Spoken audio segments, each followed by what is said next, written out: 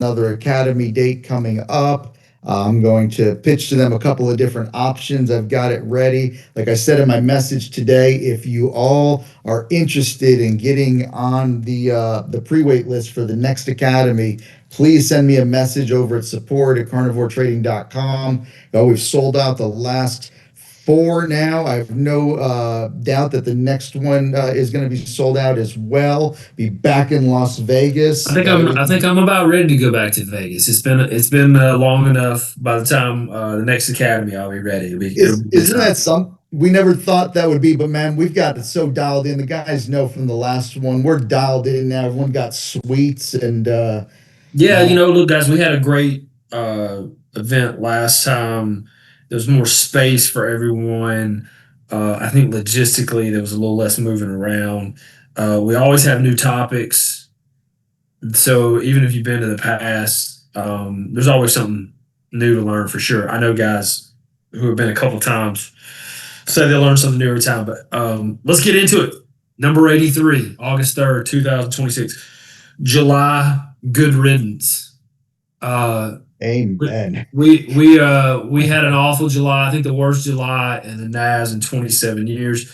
Hey, remember, we're not a registered investment advisor. Past performance is no guarantee of future results. All carnivore trading portfolios are hypothetical. Nothing in this call should be construed as individual investment advice. Always remember to do your own damn research. I got an email from a carnivore who had like dug. Shout out to Captain Mayo.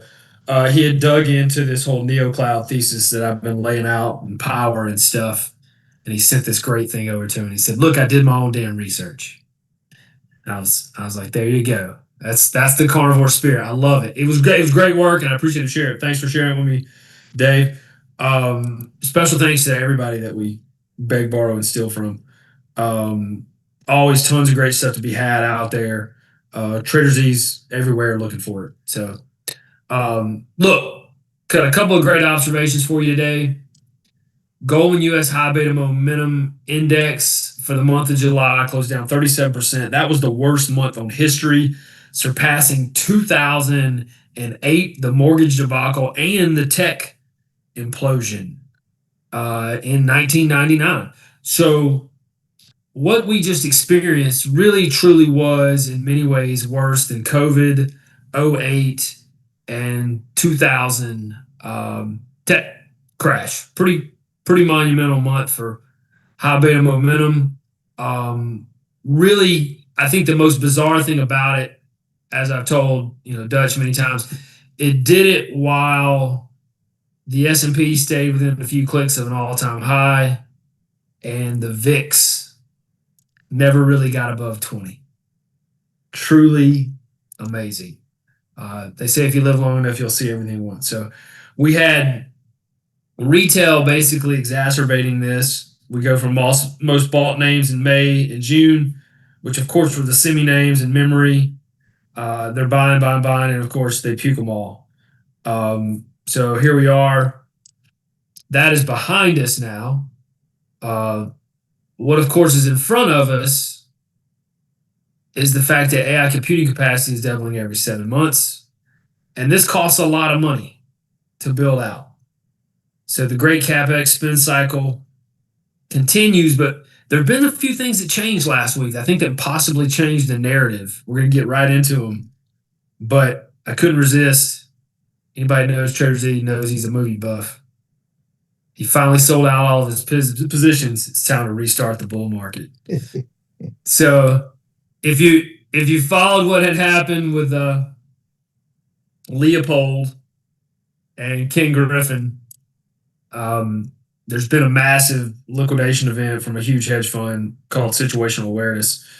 It was run by a 25-year-old wonder kid who had run this portfolio up several thousands of percent, using a lot of leverage, was over levered to make a long story short, and had to unwind the liquid part of his portfolio. Ken Griffin came in and took the other side.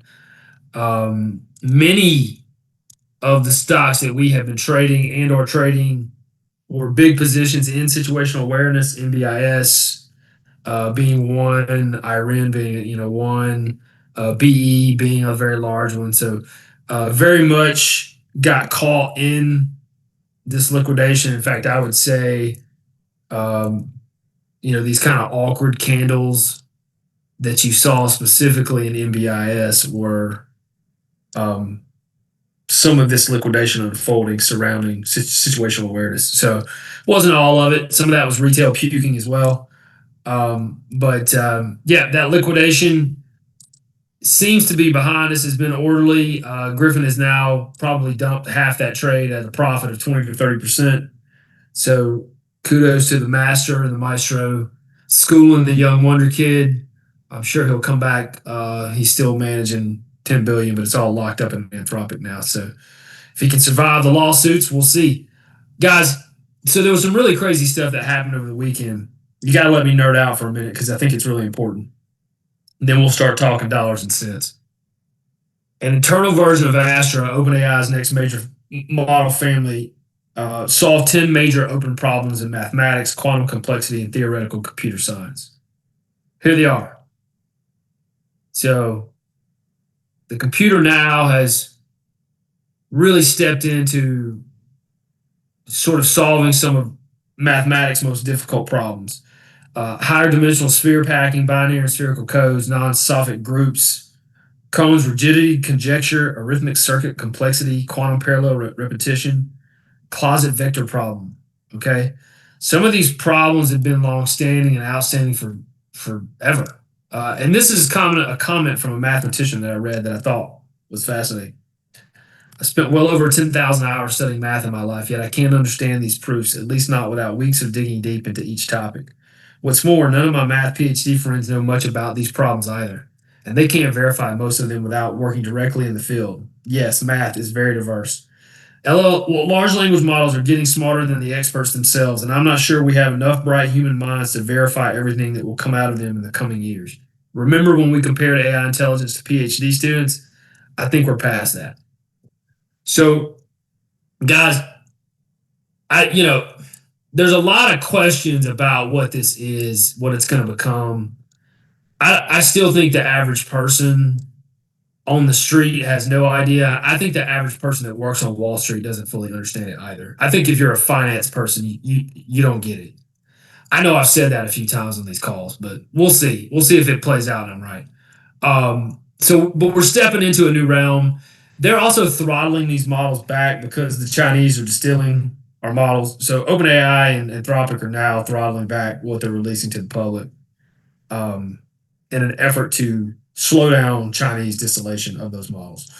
The more important thing for us as stock traders is that Microsoft and Amazon just proved that they can monetize all this capex, and that's really what's changed in the market, guys. That in itself, right there, boom.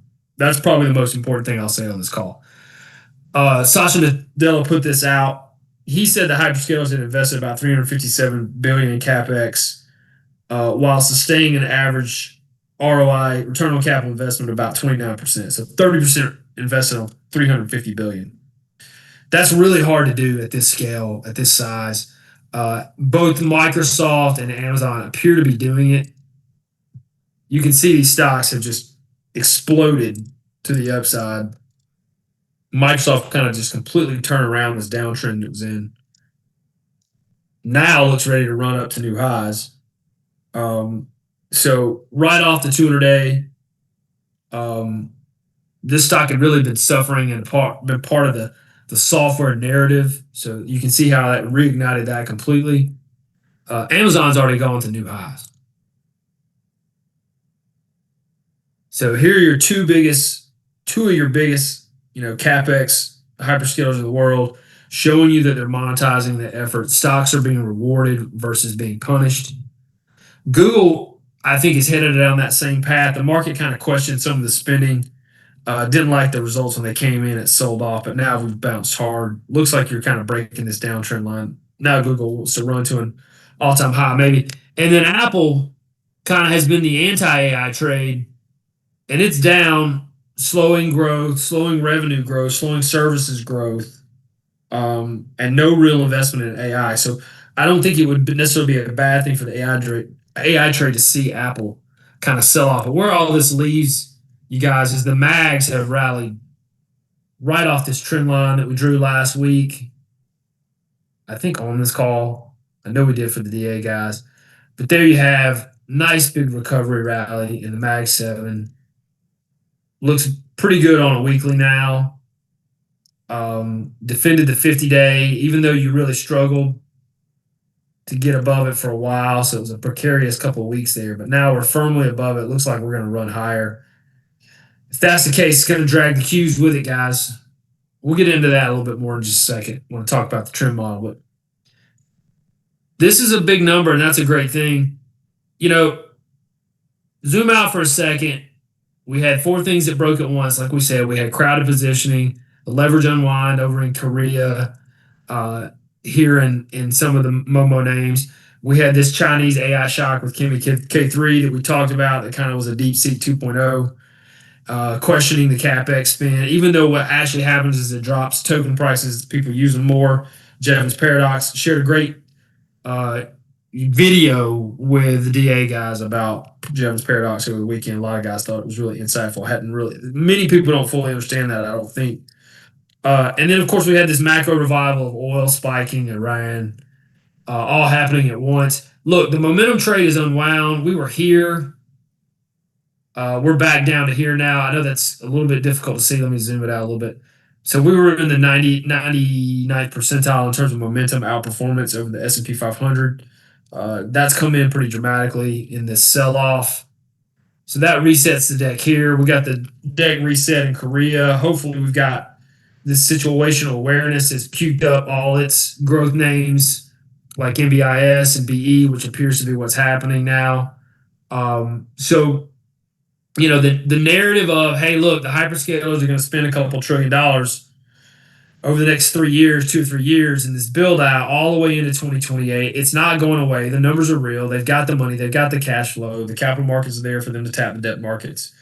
Maybe a little higher interest, but that's what debt markets do, right? So the spend is coming, and we got some good seasonal things. We got some good historical things. Look, technology was down 6 days in a row. Never happens. This is good for Ask Livermore on X. He does some good historical stuff. We got 1 week, 1 month, 3 month, and 1 year later, pretty much across the board, up big, except for the tech crash in 2000, 2001. We don't think that's the situation given the valuation paradigm that we've been describing to you on these calls and how different and distinct it is from that environment back in 99 and 2000. 2008, don't think that's really a comparable. But you can see pretty bullish after 6 consecutive red days in a row, which is what just happened. We've also shared with you this from Ryan Dietrich over at Carson Group. We never peak in June, which would be what would have happened if we do this year. That never happens. More importantly, look at these numbers after the S&P 500, for the S&P 500 after every midterm election since 1954.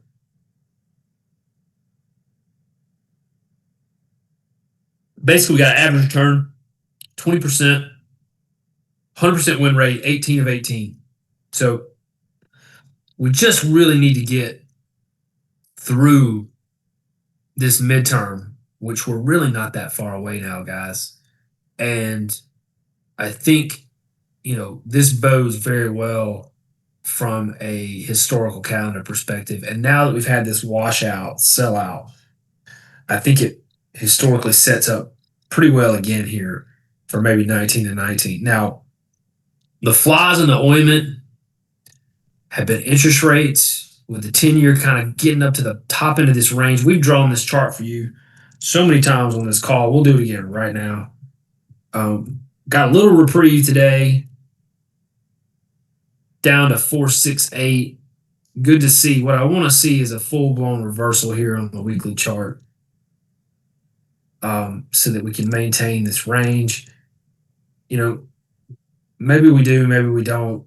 Maybe stocks can go higher even with higher rates. But I think at some point, the 10-year at 499, which is the peak here back in 2023, I think that represents a pretty good value. That's why this market always seems to reverse around this high 4.6 number, high 4.7 number, 4.747. So, that was the peak last week. What we'd love to see is that head back down to where the 50 and the 200 day are around 4.2 and 4.1. That would be a much better scenario. It would just keep this whole range alive that we've been in. It makes more sense from where we are in terms of the inflation run that we've had. I could be wrong. There could be other forces at work. This could be an issuant thing. This could be a questioning of whether or not the U.S. government should be paying a certain rate given the amount of debt that we have outstanding. We crossed $40 trillion. So there are multiple things at play here, but what we'd love to see is this number come down. I know Scott Bessent would too. We've also had some pressure on the long end from the Japanese selling long duration or long bonds to prop up the yen. Bessent kind of intervening there at the Treasury through some repurchase agreements. So hopefully they've gotten creative and stemmed some of that tide with the yen. But what we need to see in the long bond is for it to catch a bid here too, right? So here's the range for TLT, that 20-year plus duration Treasury. You just kind of want to see this level hold. We're still above that low of 78. You can see we've been here around 80, 81 a couple times. We're touched 81.56. So we're getting close, guys. I'd love to see this reverse. I think that would do so much for stocks. People underestimate how negative of an impact this bond bear market has had on asset prices. Really unheard of in duration. Down, since COVID, almost 6-7 years. Unbelievable bear market in bonds. Continues, but hopefully is kind of not going to press us any further. But it's been a global thing, so we've been watching it across the board. You've seen European bonds, you've seen Japanese bonds, all the investment grade credit moving a little bit as well. So there's just been a little bit of movement in interest rates. It's been negative, I think, for long duration risk assets. Hey, the other thing I think maybe that changed in the narrative recently, guys, is this question of circular financing and OpenAI's position within it. Not so much Anthropic, which seems to be running at a much higher recurring revenue rate. Really, particularly OpenAI was the question all along because of some of their CapEx expenditures being at the heart of some of these backlogs and some of these big companies, and then people questioning whether or not they were actually going to make good on their commitments. Amazon just completed a $50 billion investment into OpenAI. That's over. That's a great thing. But really, I think the canary for OpenAI, of course, is Oracle. That's who the backlog sits with. And you can see the stock turning today pretty hard. What you want to see, needs to reverse and continue. Had gotten into really record sort of levels of selling off, down 60% or so from the peak, and really depended upon this OpenAI narrative coming through. This Oracle stock still trades within the software group, so you're seeing it help that group today. But watch out for Oracle maybe have bottomed here as that canary in the coal mine of OpenAI and that CapEx spend and whether or not it's real. So remember, the general thesis, guys, is that we're in the middle of an AI revolution. The next phase of it's going to have some government backing or at least more liquidity through lower interest rates or a Fed that's not incessantly talking about raising rates. How about that?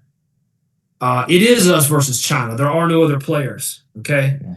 It's our frontier models versus the distillation efforts of China. It's kind of the same technology race that we've been in for the last few decades, if you think about it, right? Where the Chinese are constantly distilling our best work into cheaper maybe models and then sort of leapfrogging the R&D efforts that we put into things. So it's a battle, like much of the same technology transfer that we've been in for the last few decades. We need more funding, though, okay? And we need it to flow straight out into AI, semis, infrastructure. So the bull case, of course, is that Trump can keep all this thing going politically when he wins in the midterm, even though right now the House is projected to go to the Dems, according to the betting markets. You got Musk, Jensen, Altman, Taiwan Semi, and Micron basically all telling you that this is just getting started. Google's like, hey, we're going to break our company before we lose this race. The market keeps acting like it's a bubble. I think that's probably what gives you more upside, right? You got to climb that wall of worry. The bear case, of course, is we just get rapid inflation. The Dems come in and roll the socialist agenda out. Unfortunately, now I view politics as more nationalism versus socialism versus maybe Dems versus Republicans. So, but that's my take on politics. We won't dwell on it. All right. Hey, the trend is okay. We're at 2 of 5, but after today and this week, if we can stay here, we'll be back at 3 of 5. So let's look at it real quick. We got the S&P firmly back above the 50. This is great there. The Dow as well. The Russell is the one that I'm looking for the breakout, and we're getting it today. I shared this with the guys this morning on the DA thread. I was like, hey, look, we're close, guys. We got that breakout happening on the Russell. We sloppily and ugly defended that 50-day.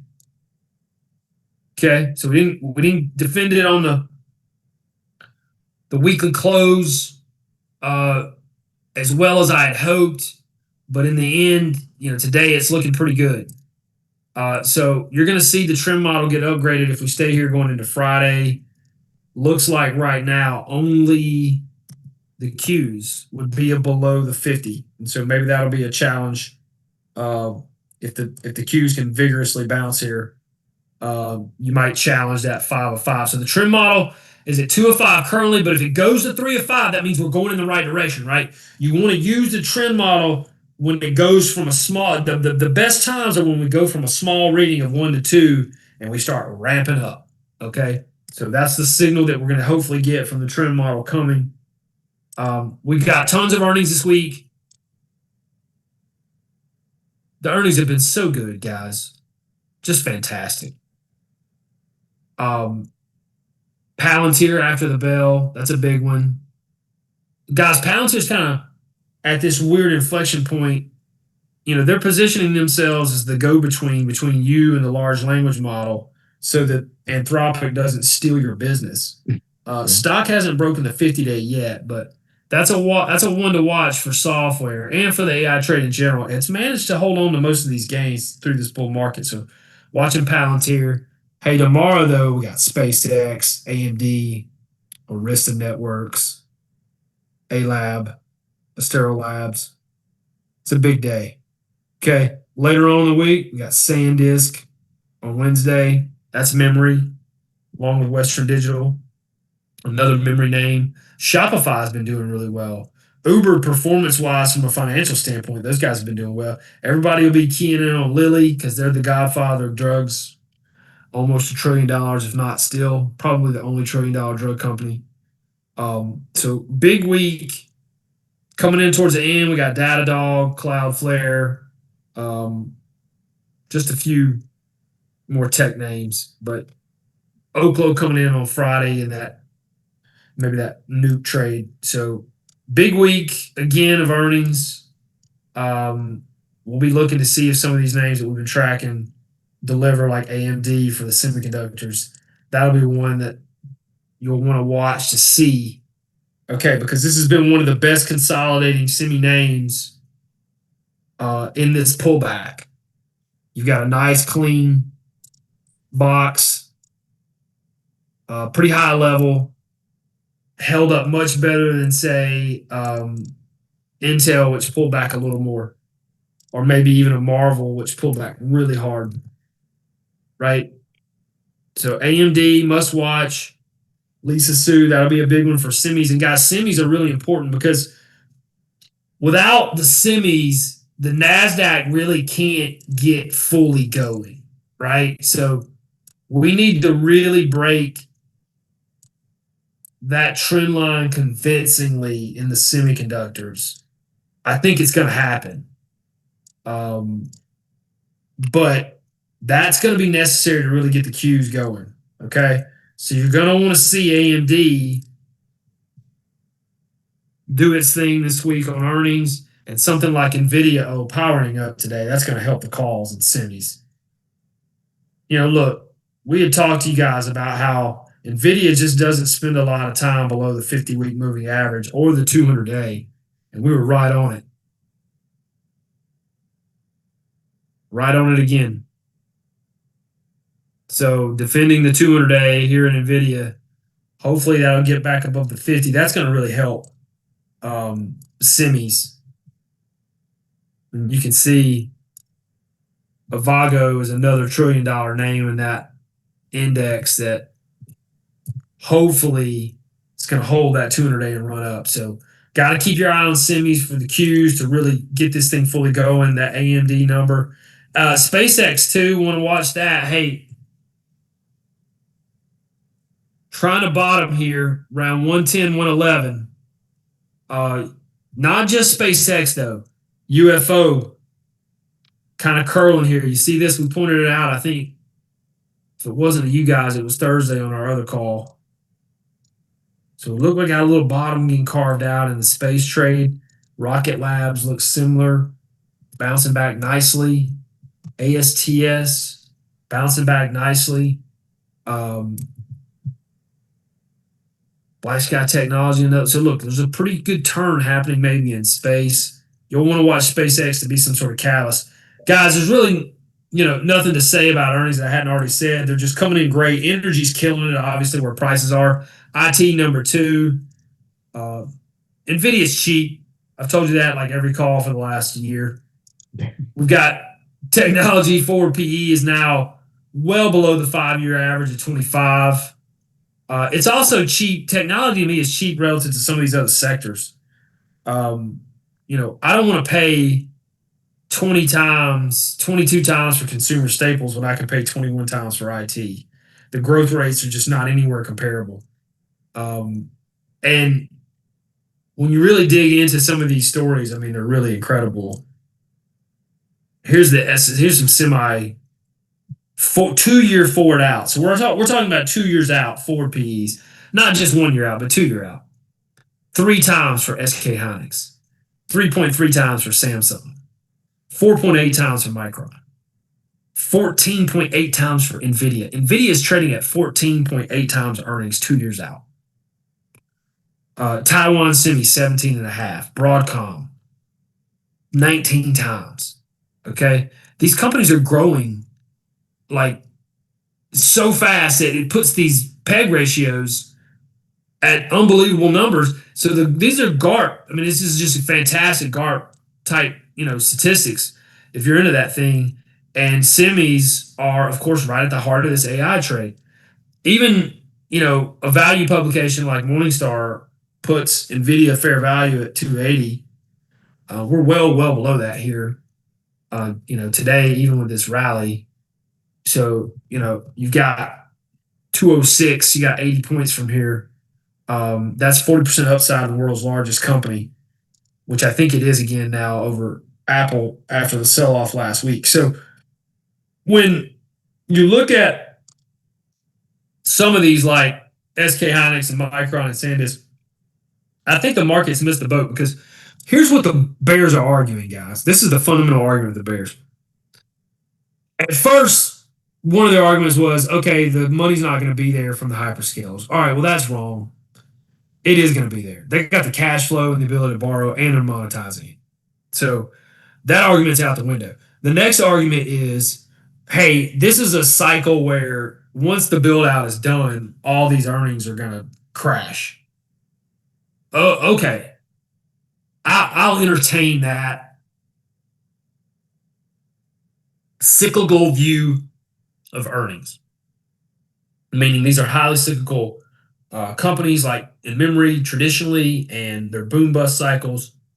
Right now we're in a boom, and when the boom is over, you don't get a big multiple because the earnings are going to come down. That's the reason why they're so low. The problem with that thinking, guys, is these companies are going to earn so damn much money over the next 3 years that you're basically just getting a call option. You're going to get all your money back in earnings in 3 or 4 years. Yeah. Whatever's left over. So what I'm saying is that they used to apply this logic to like beat up industries and breakup companies that you thought you could you're like, oh well, I'll buy this old beaten down industrial or whatever because I'm going to get all my money back in earnings in 3 or 4 years, and then I just got a call option of whatever's left. Okay, and some dying industry. Well, this isn't a dying industry. This is memory. It's not going anywhere. So see, the concern is that they're spending all this money, right? But where's the money going? Doesn't that help GDP? They're spending money. Well, right? not only, hey, look, you had this one argument for a while of, oh, hey, the money's just going to flow to the people who are getting it, and market's punishing the spenders, which are the hyperscalers. Okay, well, that narrative is breaking down right now because Amazon and Microsoft are rallying.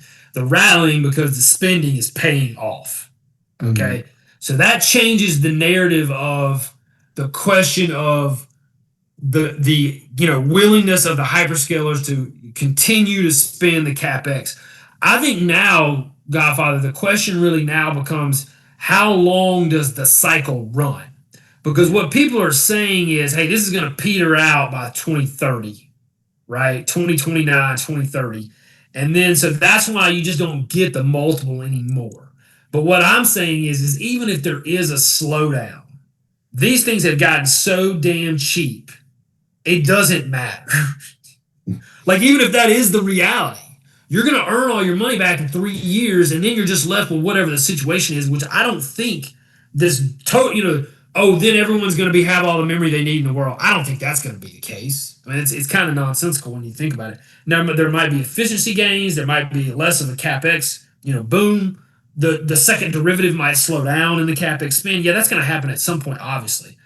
But when you start talking about 2, 3, 4 times earnings in something like Micron, and they're putting on long-term contracts, it just doesn't make sense. And I've got some more stories like that, guys, in just a second, because we're going to start talking individual stocks here in just a minute. All right, what are we watching?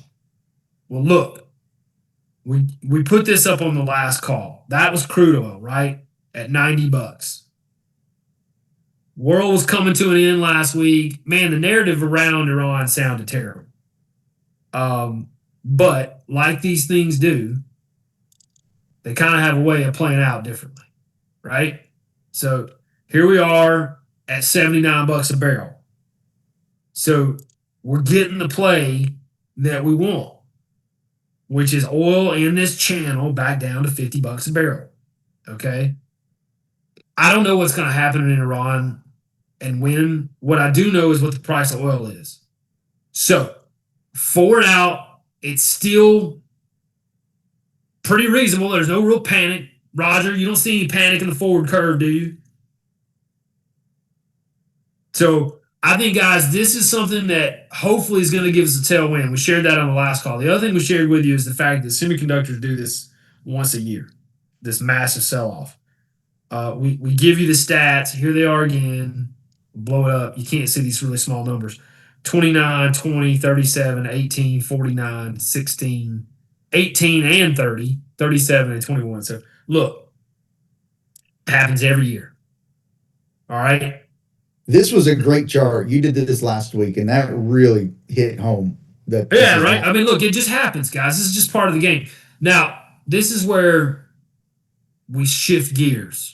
And I'm doing it pretty early. I'm proud of myself. We're doing only 34 minutes into the call.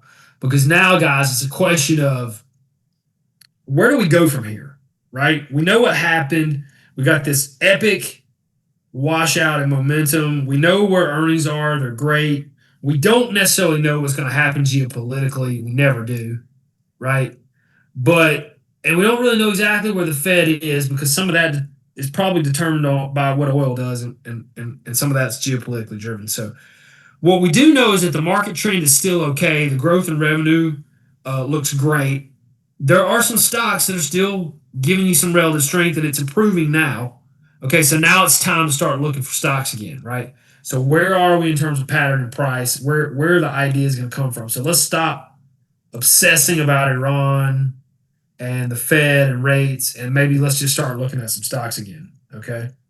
And there's two groups here of stocks to be looking at. The first is, pardon my French, but all the shit that's been nuked, okay? So clearly there's value here, right?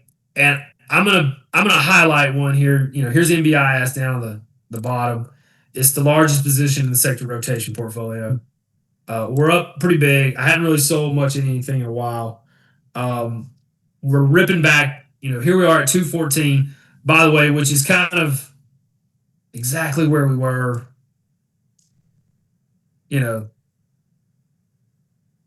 Pretty much for the bulk of the summer, except when we got out of hand up here for a little bit, right? So all this, and you're really just here still. But NBIS guys currently has market cap of $48 billion. Now it got down much lower, $145 billion.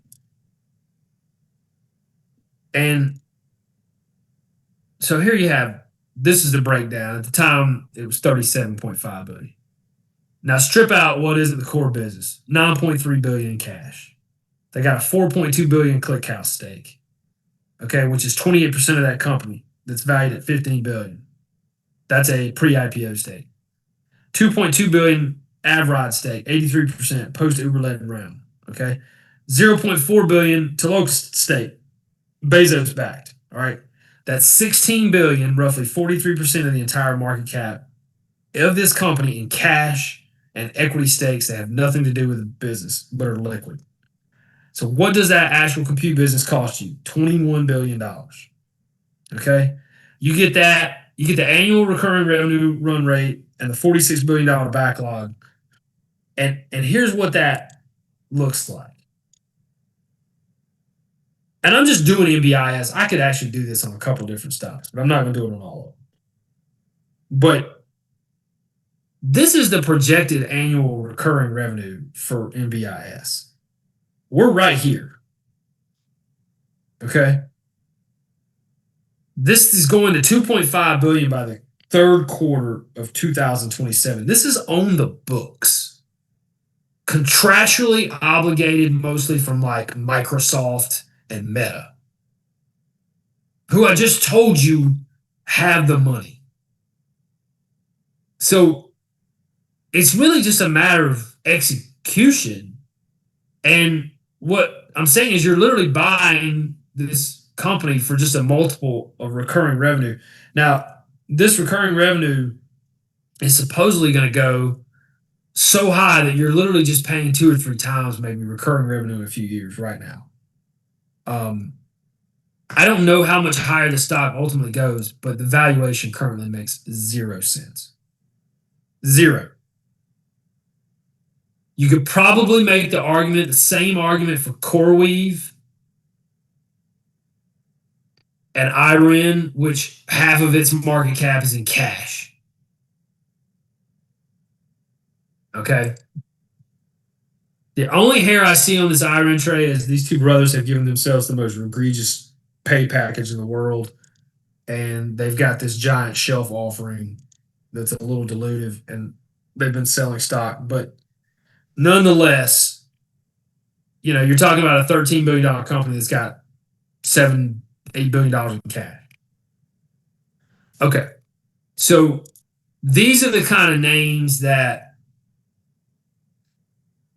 if I had to pick, from what's been washed out, well, guys, all the things have been washed out: nuclear, space, quantum, drones, all energy, robotics, semiconductors, optics, neoclouds. It's all been washed out. Where would I go first to go back?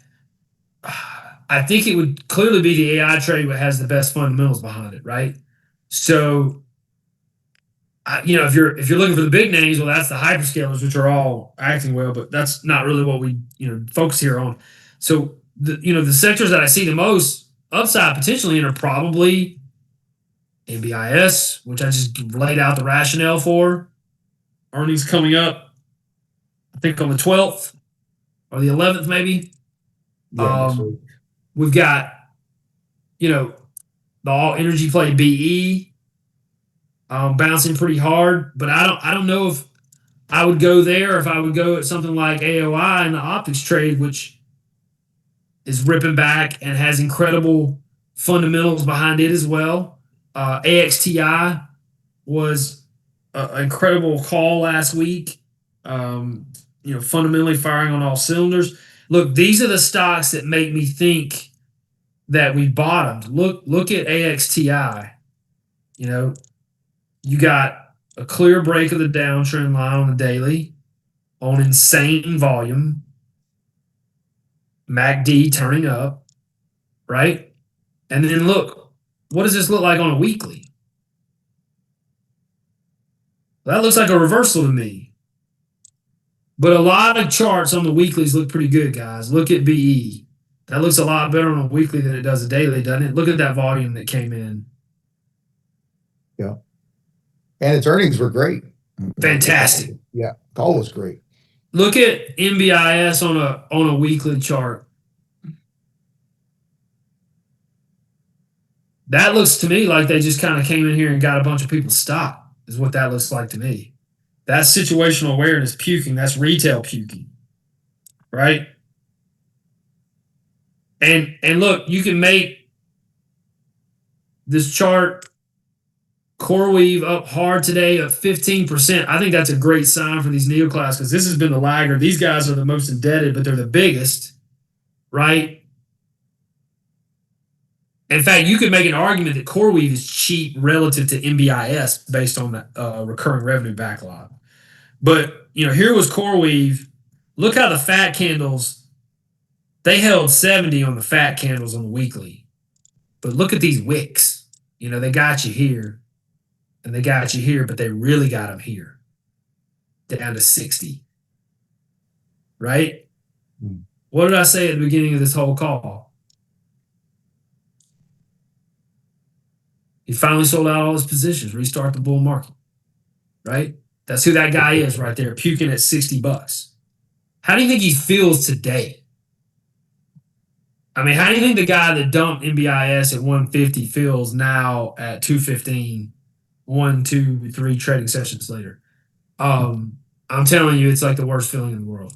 So, if I had to pick from the bounce group, okay, it's probably the neoclouds and the optics names and the semis. And then maybe a couple hardware names look at like Dell. Dell's one of the best charts in terms of high level consolidation. We added a little bit of that in the sector rotation, I think, 2 weeks ago, but that's a big position now. So I think semis like AMD, Marvel,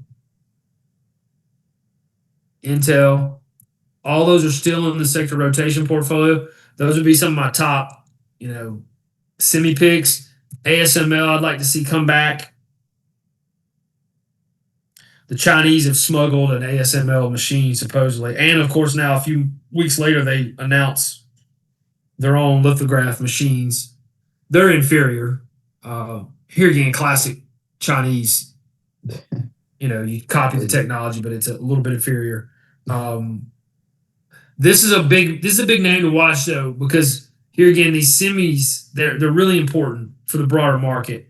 AMAT kind of similar. You can see here we need to break that trend line. So I've got my eyes closely on that. But yeah, look, if I had to pick from the bounce group,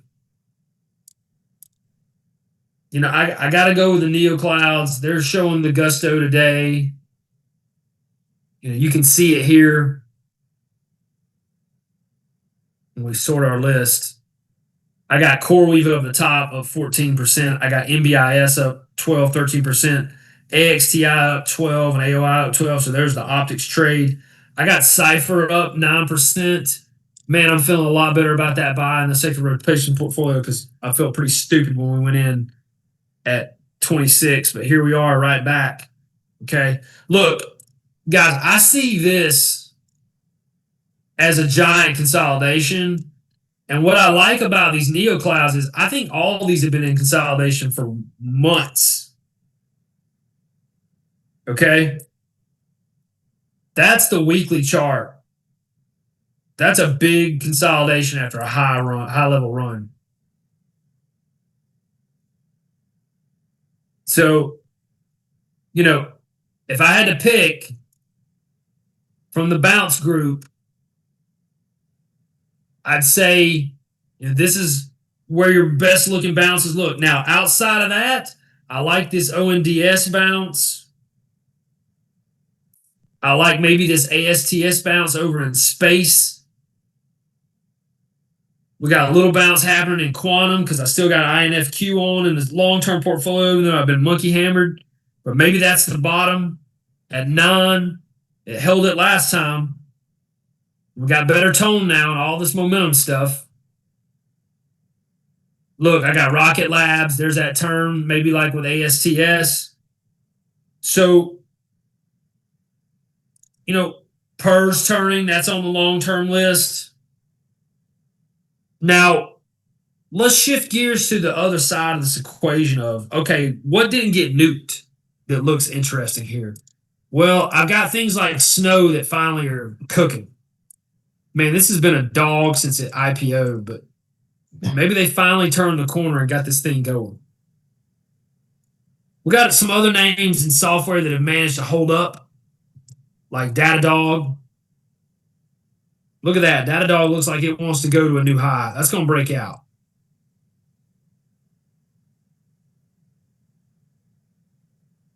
We got some names like Twilio coming back in software.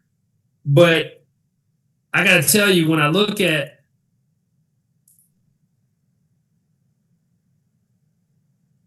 the 250 list, Snow's the one that pops out, and this FIVN pops out. Kind of a smaller name, only 2 billion. But the longer term chart looks really intriguing. You can see it was once a $200 stock. We're down to 20, but it bounced hard. Got some big volume coming. So we see some action in some software names. Look, what's been working from the IBD world was biotech. There's Datadog, CrowdStrike. Oh, I forgot cybersecurity. That'd be the only other name group that I would say is held up. There's CrowdStrike, FTNT. We're still long FTNT. Palo Alto coming back nicely, holding the 50-day. So that's probably your lead group within cybersecurity. I mean, within software that's held up the best. So if I had to categorize it, I'd say, hey, look, in momentum, I like these neoclouds. If you're more speculative, I like maybe the space trade and the drone trade like ONDS. But really, the trade that has the fundamentals behind it, guys, is AI, because that's where the CapEx is.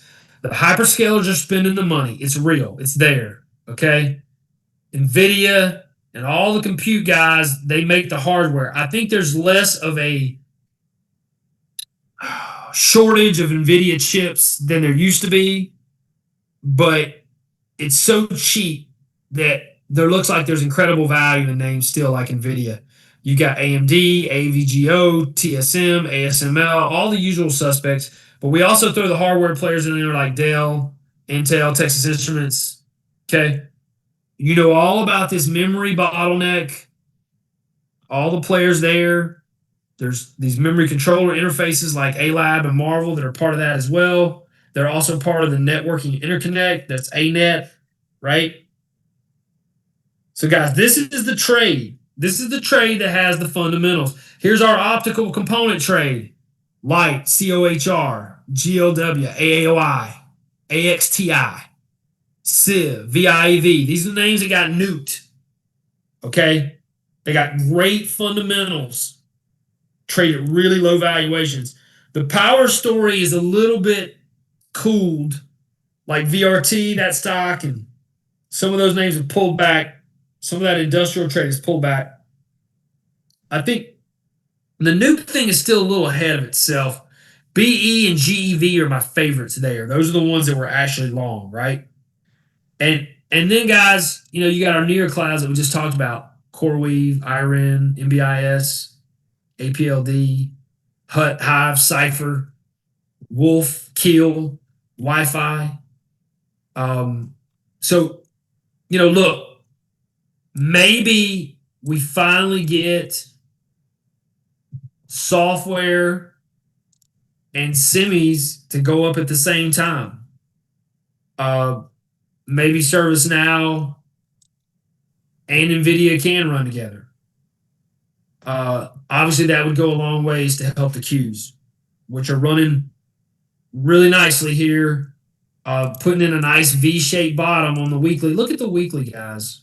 It's a pretty good V. If we could get a good extension up here into 720, it's going to start to look a lot like some of these other bottoms that we had. Right? We didn't even just get that low. Stayed confined mostly to momentum. So, if I had to pick, guys, which one's going to bounce the hardest? Well, the stuff that's been the most. The Neo Clouds, memory, hopefully semis and photonics optical. Okay. Now, what has the best, cleanest chart set up? That's differently. That's more like the Snows and the Datadogs and the Palo Altos, because that software trade hasn't rolled over yet. And these are our leaders that held up during the sell-off. Okay. So I got a little bit of a mix on now in the sector rotation portfolio. Try to get some software names, a couple of names outside of semis. We've got some long-standing semi names of our own. Here's ANET. I think it eventually breaks out. This is one of the big dogs in networking. Very choppy, but this one's on. That's a good-looking chart on a weekly basis, guys. So I think if I had to pick, though, Neo Clouds and optics look like they potentially have the best bounce characteristics. AAOI has such a clean weekly chart to me. Down 1, 2, 3, 4, 5, 6, 7, 8 weeks in a row. Break the downtrend line. Right? If we do that, we should be off and running. And that looks like what a lot of these names are doing. I think AOI should follow the pattern that AXTI did, right? And look how you can get, this was a big turn that started a couple weeks ago. You just got that crazy candle there. So, hopefully this is going to be a great setup for momentum names, guys, where we can really come in here and play some of this stuff that just got destroyed for a nice bounce. All right, quickly. And then I'm going to let Dutch get in here for short term. Guys, if we're right about this thing, we're just now getting enterprise to scale out and monetize this story. That shifts into some kind of real sci-fi general intelligence discussion, right? We just told you that it's solving crazy math. Then finally it meets the physical world. This is what keeps this thing running, guys, where it actually hits GDP and becomes transformational technology like our Fed chairman's talking about, where Warsh thinks this is potentially deflationary, which is bullish long term, right? Because this inflation problem is why we can't get interest rates down. So autonomy, AI, robotics, all ultimately is deflationary. That's the real bull case long term. Okay, let's live in the now, though.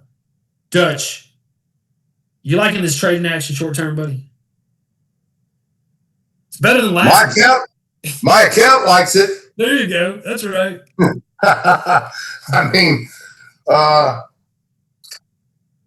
really like making money back in AOI and AXTI and IREN and NBIS. I mean, I'm loving that. You tell me you didn't like coming in seeing like insurance names leading the pack? Well, yeah, yeah.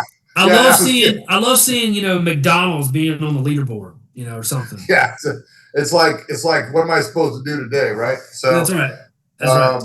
Well, last night it was kind of weird. Last night, a lot of the stocks we trade now, a lot of stocks we have in our accounts are trading 24-hour markets and stuff like that, and they were up pretty big. And then you come in this morning at 4:35 in the morning out here, and you see everything's gone negative and is south. And I just looked at it and I said, well, last night they kind of showed us where they wanted to go. And then this morning, even with oil down big, and the 10-year rate down. These guys are bidding this stuff negative. And I said, I got to call bullshit on that. I don't see it. I see this thing crawling out and going green. So we made a good call this morning. Everything was down and in the red. And I actually started buying, which I don't normally do very often, but I just started buying the hell out of these things in the pre-market. And they were filling my orders really, really fast, which is kind of scary because you're like, oh shit, if they're going to be dishing their inventory off on me, like real quick, as soon as I put my order in, it's like, maybe I'm wrong, right? So you get this second guessing yourself kind of thing going on. So they go ahead and open it up, and they open it down. Everything's down and it pulled back. Everything kind of goes green, starts to ramp up again. Really nice to see things like Ondas. Good call, Godfather, underneath $8. Saw that ticking up, so we went ahead and popped that into the short-term trading account. So our largest positions, largest to smallest in short-term trading account, IREN, which we had in before, Keel, which we had in before. Both are still a little bit negative. Keel's coming back a little bit here. IREN's crawling out. We paid up a little bit for them. Ondas is third. AAOI is fourth. We want to stay with AAOI through the earnings here, I think through the 6th maybe. It's going to basically trail AXTI. So we have a canary in the coal mine that's already come out and had great earnings. So I think in that space. Now, they don't do the exact same thing. No, Judge, but these guys are the made in the USA laser play. Okay. Right. So if you're looking for that made in the USA stamp on this optical trade, man, this is AAOI. Right. And so, I've made a lot of money on that thing personally already off the bottom here. And keep in mind, when I say I've made a lot of money, you understand, guys, I'm just like everybody else. I'm crawling out of some of this stuff, okay? My 1 day looks great. My 3 day looks great. My 5 day looks great. My 3 month looks okay. And then you get a little bit longer further out and you kind of go, holy Christ, this whole thing really did blast me pretty good on the 3 month, 6 month, So I'm still digging out like the rest of us, okay? The short-term trading account doesn't look much different than my personal, okay? And so, when I'm digging out of the short-term trading, I got a lot of these positions too. I'm in here with you all, step by step, okay? And there might be one or two that, I don't have, and there might be some random weird thing that I do have that I'm down there. But the truth is that when I'm saying that I'm long as shit, IREN or Ondas or whatever, I am. Now, sometimes I move in and out, maybe 2 or 3 times a day into a position here, just because I do not like to take down. I like to see my account value step up literally every 5, 10, 15 minutes. My patience level is not high.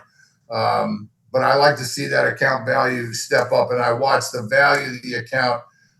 Like I said, just like I do with a short-term trading account, I watch the value of the account, and that tells me everything I need to know. If it's moving up, then I look, or moving down. If it's moving around, I want to know which stocks in there are doing that for me. Now, I'll blow out of something that seems like it's peeling back, and I'll drive into something that's moving right then just to keep that account value stair-stepping up. But it's, we went into Ondas this morning, Godfather threw it out there, and I said, maybe it's time for that baby to actually be done.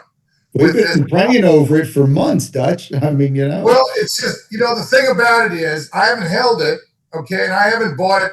I bought it personally, and then I've written covered calls and gotten hammered on it and, all that stuff. And you buy it at 805 a share, and then next thing you know, you're sitting at 736 a share, and the 50 cents or whatever you got on your options just doesn't cover your loss, right?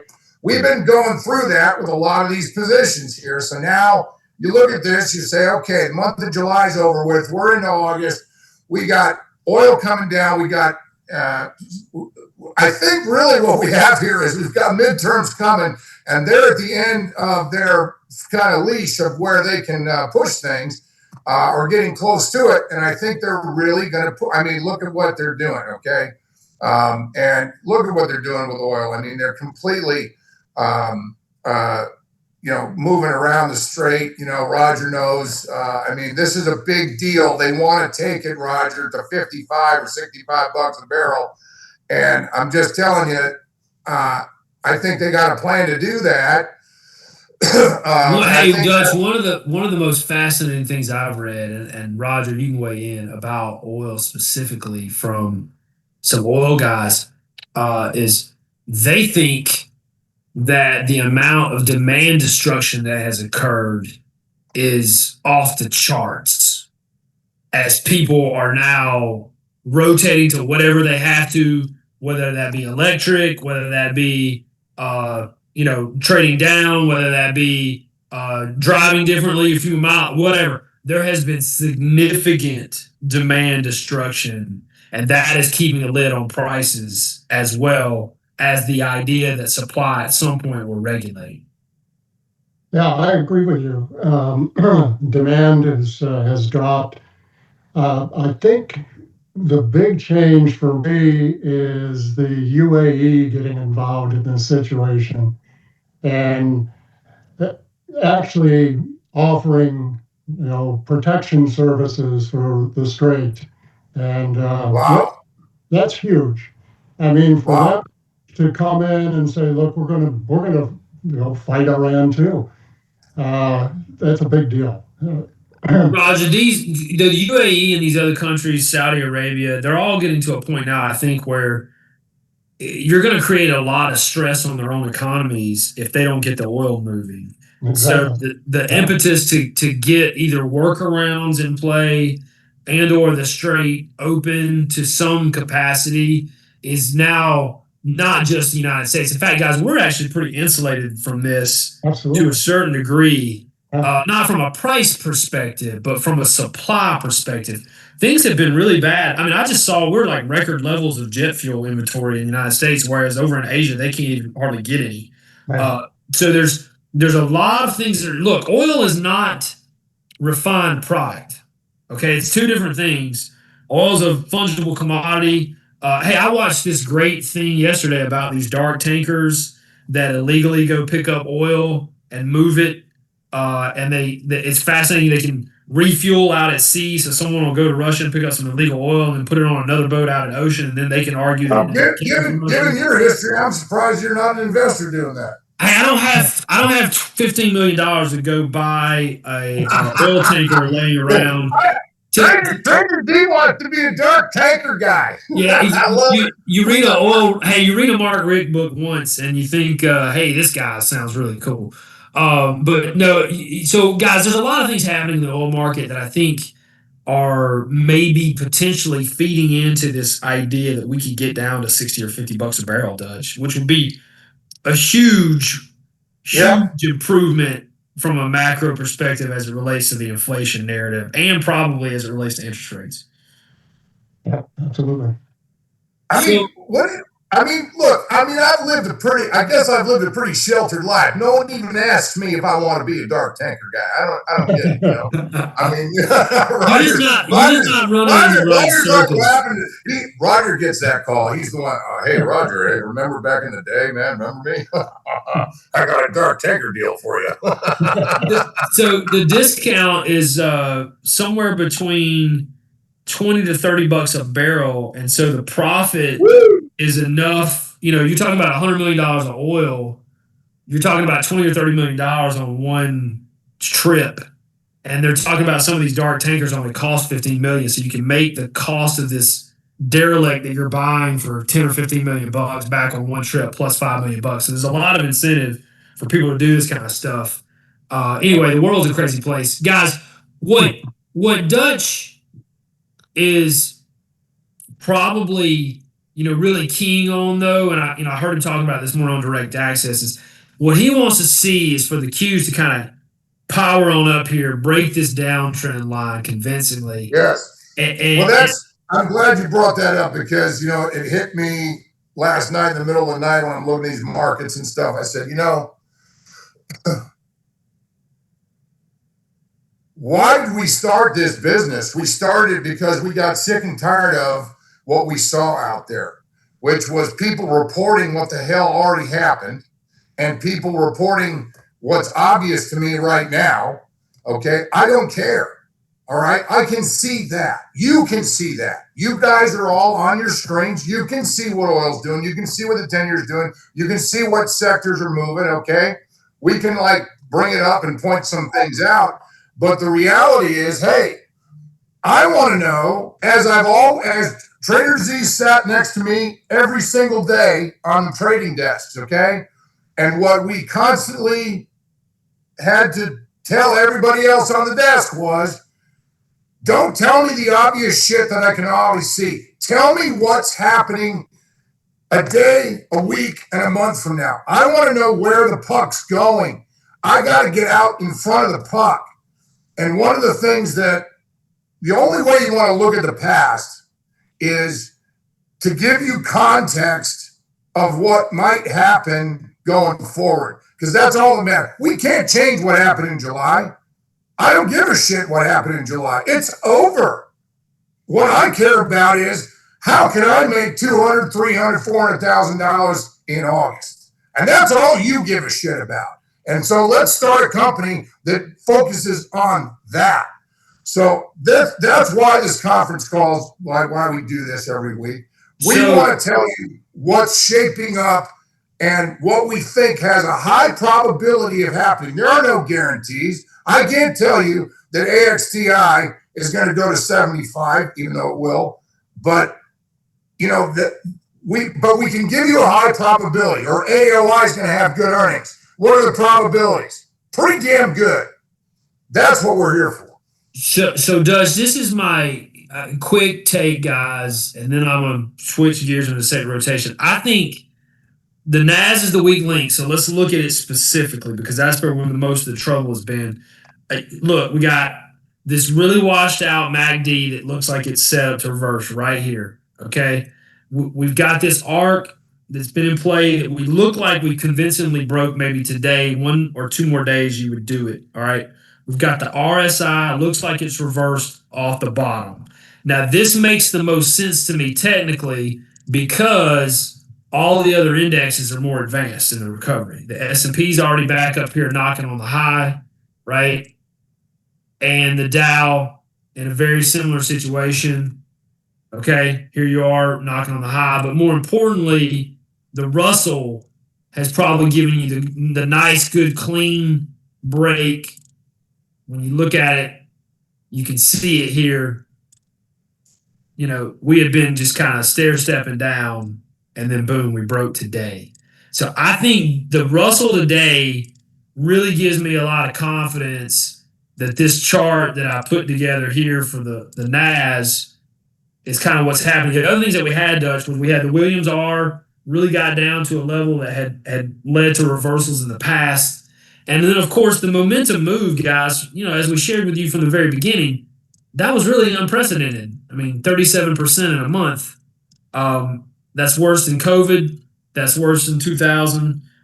That's worse than, quite frankly, anything that Dutch and I had actually seen in our careers together.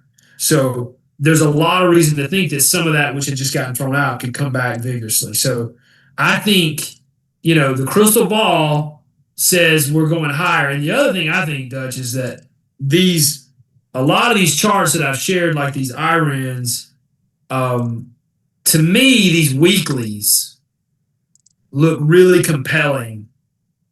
That, you know, they have kind of run their course, and now we, you know, may get a chance to go back up to the top end of the range and finally break out of this multi-month corrected pattern in something like IRIN.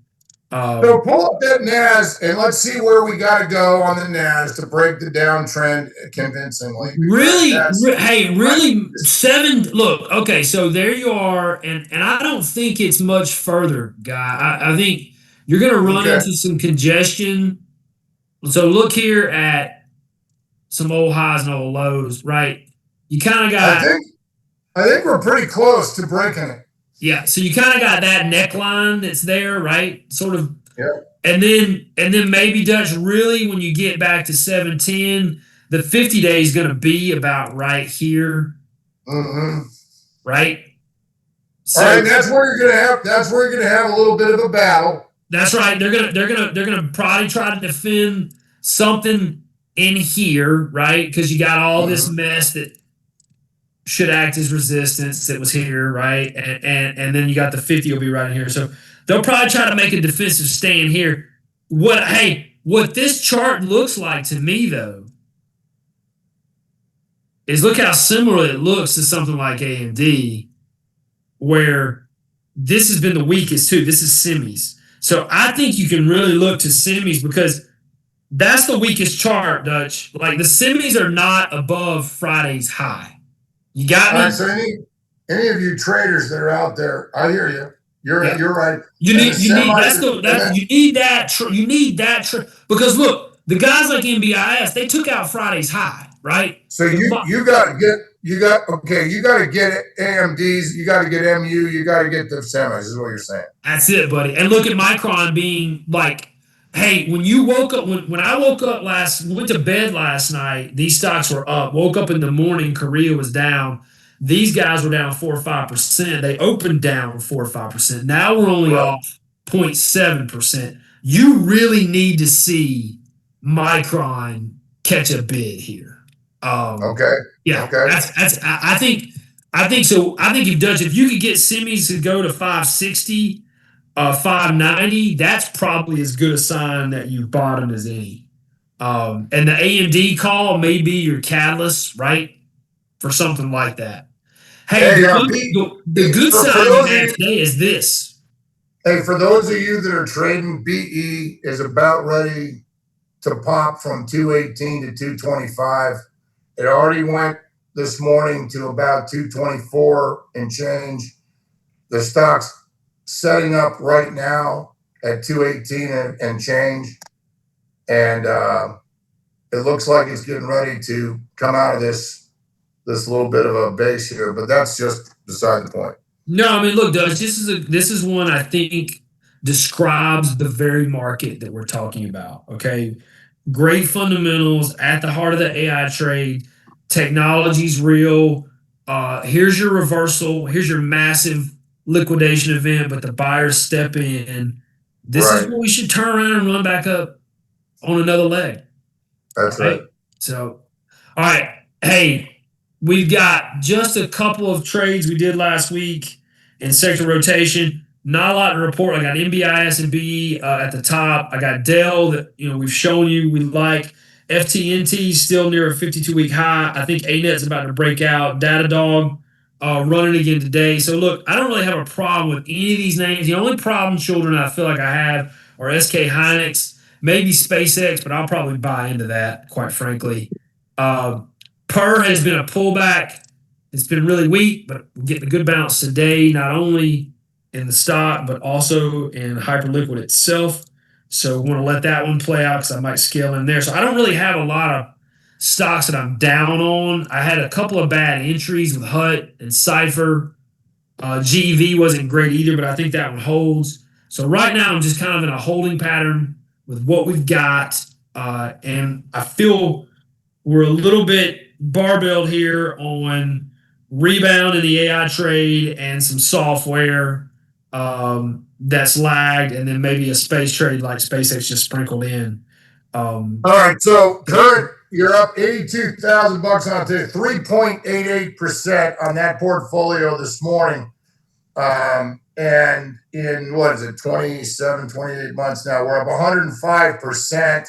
So we cracked back from being under 100%, about 91, 93 or whatever, to up over 105% in a couple of years here. So it's back on track after this debacle of a month in July, and that's good to see. Up pretty strong on the year, guys. I'll have some numbers for this on our next call.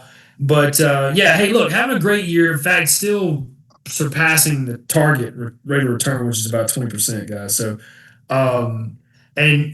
we've had a lot of positions move pretty erratically, but many of them we held even in a profit. So I would say something like Marvel that we were up massively on, never got into the black. We had a couple of names we stopped out of that I kind of wish that maybe we would have stayed in. Fuel cell, maybe being one now, had turned, so that's been a tough one to play. But nonetheless, I think given the market that we're in, I'm pretty satisfied. I wish we would have raised a little bit more cash. I wish I would have had this momentum factor built into the trend model a little better. For those of you who don't know, I have incorporated that into our process. So hopefully we'll catch momentum breakdowns in the trend model a little better than we did last time, given that it didn't show up in the other major indexes. But the only other trade I've got long term buy sells, we're going to sell THC at a small gain, OKE at a small loss. Those were kind of placeholders during the tech debacle. I'm going to move back into some bounce trades, I think give some upside. So AAOI and Cypher are going to go on the long term list. Those will be marked at 1 o'clock Eastern time on Monday today. So those get marked buys and sells at 1 o'clock Eastern time on Mondays after the call. And we'll have it updated in the wrap and on the website. And we'll go through the long-term list maybe next call as well. Godfather, we're at 12:17, man. Let's give these people a chance to ask some questions for a few minutes. Absolutely. So I've got multiple questions on TVRD, the turd. I know we blew out of it last week. A lot of guys still holding it. What are our thoughts on this thing? Besides for the fact we don't have it. Yeah, we're just waiting for the announcement, and it still hasn't come yet. So basically, that's going to move off of news. That's all there is to say. Okay, got it. Let's see. Thoughts on NP recovery trade. I think we talked about NP a bit. Yeah, hey, look, but the materials trade has been a real weak sort of sell off after a huge explosive move up. I do like some of this reversal. It's going to trade with a lot of this momentum stuff. Look, guys, this is one of these strategic plays where we've got to have these companies be successful. So I'm going to let this one play out. Trader Z, am I right? The sector rotation is actually up 26% on the year so far. Yeah, that's correct. Wow. Okay. So even after this horrible month of July for everybody on the planet, we're up 26% in sector rotation. That's really good. In 7 months. I know. We still got a long way to go, baby. That's right. Hey, we're only halfway through the year, guys. Come on now. What do you mean? What? You think he's done? He's not done. We're not done. This is not over. He ain't done yet. Hey guys, and really, when I look at the long-term list, and I'll go through it next week, we got some stuff that's down 40-50%. We got stuff that's down 10%. So if you net it all out, you're probably down 25-30% on the positions that are outstanding, but we're up huge on what we've closed, and a lot of this stuff is screaming back. And look, we'll use NP as an example. I mean, guys, we got really oversold here. This RSI reading is really spectacular. We're getting a nice bounce. I got this washout MACD. When you zoom out, a lot of these look like they've just come out of this really nasty kind of correction consolidation. So we're watching to see if these lows hold. If we have stocks on the long-term list whose lows don't hold, those will be the ones we start jettisoning, right? Those will be the real dogs. But some of these will come back. And I was talking to Daryl T. Shout out, Daryl. Been praying for you and your family. Daryl and I had a conversation about Dave, and we were like, we were down 50% on Dave on the long-term list, and it went positive. That actually happens a lot because growth stocks go down 50%. But Dave went down 50%. We held it, went positive. Then I sold it before it took off, and then proceeds to double. So you just gotta kind of look at sometimes Dave was in this. This is a really long, nasty box correction that took a long time to get out of. I think some of these growth stocks, that's what they've been in. You could even argue something like a CoreWeave. Wow, look at CoreWeave today, guys. There's a signal there. Something's going on. That's up 17%. This has been the laggard in that NeoCloud space. It has the most debt, but you got to also remember NVIDIA owns a huge portion of this company. So here's the consolidation I'm talking about, Dutch, for these NeoClouds and CoreWeave. You go completely bonkers on the IPO, and then you get this massive, sideways correction. If we can get out of this, I mean, these stocks are going to go so hard.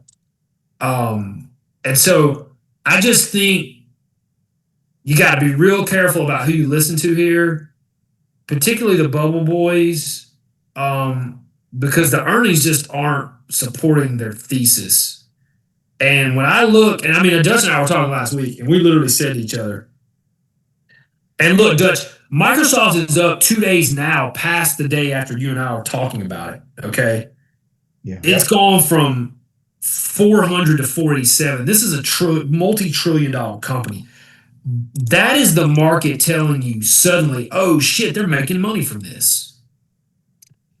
That's what that is, guys. This is, the market not believing. Okay. Oh, they're spending all this money. It's a giant waste. Oh, look, they're making tons of money off this, like a 30% return on investment. We were wrong. Okay. That can reignite this whole conversation in a way that had become like a giant question mark. Amazon, same story, right? Up again another 4.8% today. So good pricing action. Now, the only thing that I see, guys, that's a little weird is the 250 list is going to have to do some adjusting, because a lot of the sectors that are on top right now are like oil and gas. You still got computer software and FTNT and some of those things that we've talked about, ANET.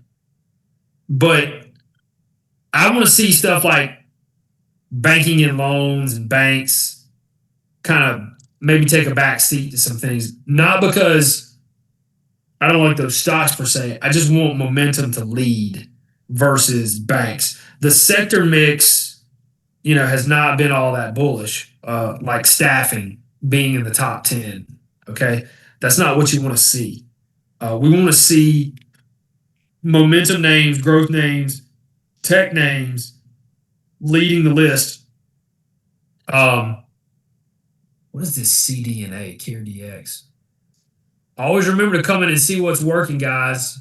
Twist, Snow. There was we featured this pattern of Snow, I know, in the wrap as being stock of the day. That was a very clean cup and handle. That was a textbook pattern for anybody that caught that. But I want to see these tech names start leading my 250 list again. I want to see the IBD list being led by Snow and CrowdStrike, and then I want to see some names like maybe a CoreWeave show up on that list, which have been absent. Okay, so look at these NeoClouds continue to run. Where's NBIS? That's a great candle, up 13.5. Look, if you get above 2, guys, I know it has been hard to sit in some of these stocks. I know it has been, but you are basically where we were back in May. The 5-minute chart looks really good right now. Hey, the shorter term charts. What I like about this Action Godfather, thanks for bringing it up. Yeah. When you zoom in, they're holding these big gap ups. Yep. So you gap, and then it keeps running, and it gaps, and it holds. That's a great sign. You got some serious buyers coming in. You probably also have some serious short covering. Look at that CoreWeave $70 level hold. I would love to see this thing. Dutch, I'd love to see AOI back at like 150. I know you would too. Well, since because you brought up AOI, a couple of people asked, is this going to be doubling the position in the long term? Yes, and remember, guys, we can do that. Okay. Because first buy was on 6.8. So remember the change that we made on the long-term portfolio is that we can double up. Okay. And thank you for bringing it up because I'll mark it and we'll mark it. Now, look, we're going to treat it as a separate position. So it won't get like dollar cost average on the list. It'll just be a Nice. second slot. I don't That's want to dollar good. cost average in for accounting perspective, but yeah. Yeah. Hey, look, I'm telling you guys, this AOI story to me is it's a fascinating one because like NBIS, if the build out goes as expected, they should be doing in revenue on an annual basis, kind of where this stock is trading at. So the thinking is, okay, wow, if they can successfully pull off this build out and execute, then this stock should trade at many multiples of where it is currently. The other thing I think technically that's fascinating about this chart is this 103 level is a high going all the way back to 2017.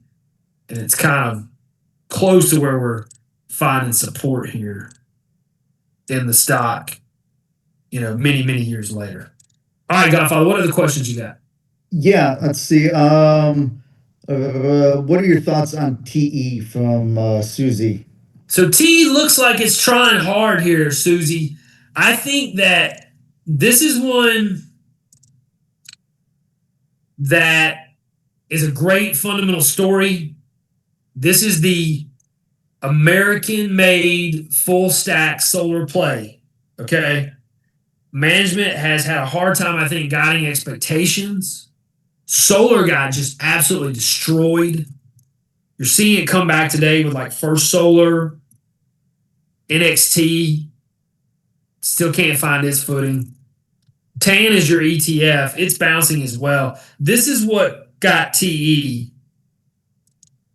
It's just trading with that space. You see how correlated that is? There's TAN. There's TE. Look, I think you got to be a holder here. If you're in this, don't buy more, but let it play out. There's that MACD. All these momentum stocks have this setup. All of them. Where you've got this massive washout. We're oversold. MACD's down here. Now all it's got to do is turn up. I believe in this name long term. I have not traded it well successfully. It's probably one that you may just have to forget about. And one day it'll go to 12, 15 again. And that's a triple from here. But it is the full stack American solar play. And I think Tesla has signed some contracts with them potential. I should probably verify that before I spread that. But yeah, good question. Yeah. Hey, if it doesn't hold this low, I'd be real concerned that, sorry, that was meant to be let's hold that level around 4. Let's see. Will asked about what do you think of MXL or TDC? So Max Linear, I've seen come up in the semi space a couple of times. I'd seen it, looked at it. I don't think this is a bad consolidation pattern. I think it looks like it's going to trade very much with a lot of other names. You got a little firmer bottom here than with some.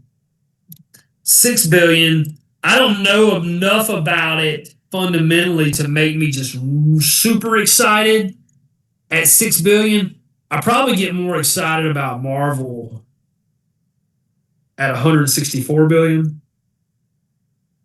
I would need to learn more about what Max Linear does specifically to get super optimistic. But I don't dislike this chart and I don't dislike this setup at all. I see whatever you see there for sure. And I guess along those lines, Soxo was at $300 and now it's at 114, still negative for the day. I know you got the tracking errors, but what are your thoughts on it? Look, so always go to the index itself. Okay. So there's the index itself. That's not a bad candle. Okay, considering where we started. Let's look at it intraday on like a 5 minute. Okay, so you can see the sell off here this morning, and we've rebounded. This is a 5 minute chart. That's a little busy. We'll make it 15 on a 10-day. So here's a sell off in the semis. For me, I want kind of that low from this morning to hold. So I'd probably let this play out for a while, and then I want to see that, start going back up. So this isn't a bad candle necessarily here on SOX. When you get into the levered ETF, look, you get the tracking error, right? Guys, if it were me, I would not play Soxel.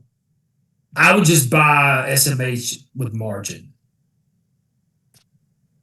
And then if you really like some semiconductor stock or got a strong, like buy NVIDIA on margin, but I don't think this is a bad candle. And in terms of intraday, what do I want to see? Let's see this thing punch higher and not roll over here. You got a 114 level you might want to see hold. Right? That's on the SOX itself. So 11,240 was there.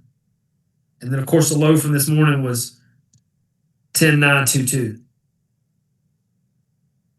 I'm telling you, you got to watch this index because this is the key to the next step, right?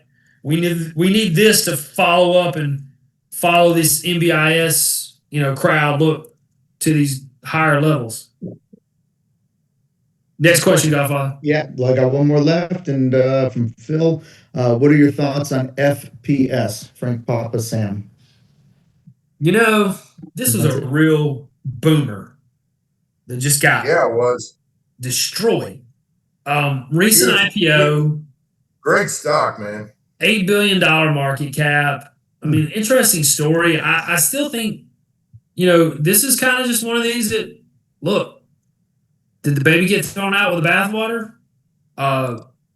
Very much right in the data center power play. Custom electrical distribution equipment for data centers. So this was right in the heart of what was popular. I think, I would put this in the category if I was long, I'd probably sit in it for a minute. It's definitely a newer issue. We got no coverage on the quantum model. Wall Street's a big fan. But, look at this retracement. You basically came all the way back down to the IPO, level of 29. It looks like it IPO'd at 25 or so. So you've given it all back. We do have a true negative reading on the RSI, true oversold reading on the RSI, and the same setup on the MACD and a nice V-shaped bottom. I would let this play out. Like maybe you get this back up into the 40s or 50s easily in just a recovery bounce, and then you can reassess from there. Looks like a pretty clean reversal trade from there. Cool. Good question. I'm good, yeah, I'm good, gentlemen. All right, Dutch, you good, buddy? I'm good. Thanks for being here so much, guys. We appreciate you. Can't tell you how much.